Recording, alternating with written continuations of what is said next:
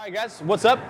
Adam here with my lovely assistant, Melanie. We're gonna go ahead and demonstrate some awesome foot placements and transitions on the pendulum squat. Now, this is a good standard, perfect squat stance, very comfortable. It takes a lot of the pressure off the hips and the lower back with maximum support. And now what we can do, if we're gonna go into a more hamstring targeted, let's bring our feet up, show me where we're at. Extensive length here for an obtuse angle targeting more of the hamstrings. Boom. Deeper stretch, more of an obtuse angle as you get into the acute flexion of the knee, a lot more targeting. How's that?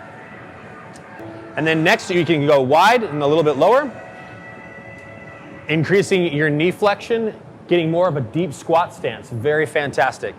Look at that. All of that placement is where you're gonna have your tibia and fibula located over the heel to the knee location. Now, Melanie's gonna load this in reverse, and I'm gonna show you something that you've never seen before on the YouTube's a little bit more updated on some fantastic positions going the other way, because this is a two-way machine, the only pendulum that you can load as a front squat. Nice and deep, a wider stance so she can have her legs be comfortable straddling the pad as she's able to reach full depth on a front squat, having comfortable hand grips on the back with the handle right to the left so she can lock it right up. And we're gonna go into the sissy squat. She's gonna set up in here and we're gonna show you as her foot position goes so you get maximum stretch all the way from the hips and you're fully thoracic supported so you're not pressuring your spine, fully supported there, and literally just drop in and comfortably come straight down for a sissy squat variation.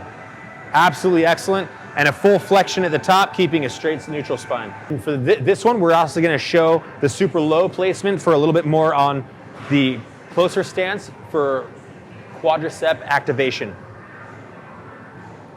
Boom. Just like you would a little bit more on the balls of her toes, as well as pushing correctly through the heels.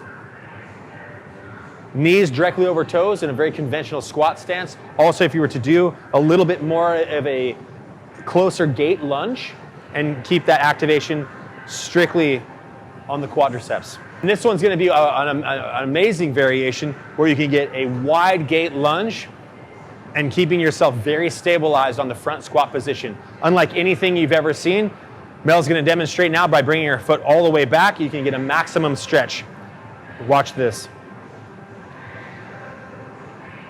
Show me a safer, more stable position with that kind of depth and activation as well as gate stretch.